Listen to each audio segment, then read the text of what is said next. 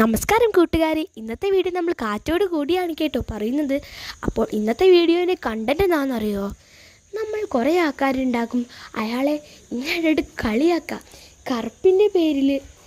അപ്പോൾ ഇതാണ് നമ്മുടെ കണ്ടന്റ്.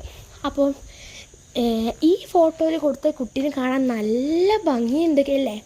പക്ഷേ നമുക്കറിയില്ലല്ലോ ആ കുട്ടീൻ്റെ ഉള്ളിൽ എങ്ങനെയാണെന്ന്, മീൻസ് കറുപ്പാണോ വെളുപ്പാണോ എന്ന്.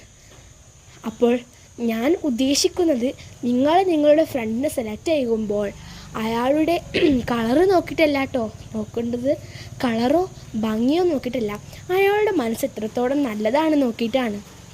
അപ്പോൾ നിങ്ങളൊരു കാര്യം മനസ്സിലാക്കണം, ഒരാളെ ഒരിക്കലും ഇതേമാതിരി കളിയാക്കാൻ പാടില്ല.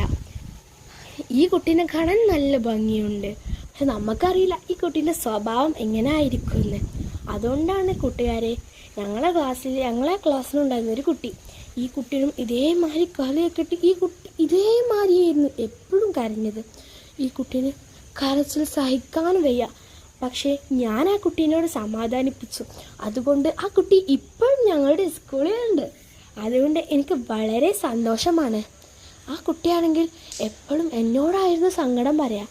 പക്ഷെ ആ കുട്ടി പറഞ്ഞു, ഒരു നിമിഷം നമ്മൾ ഒരേ ക്ലാസ്സിലാണെങ്കിൽ എന്ത് രസമായിരിക്കും.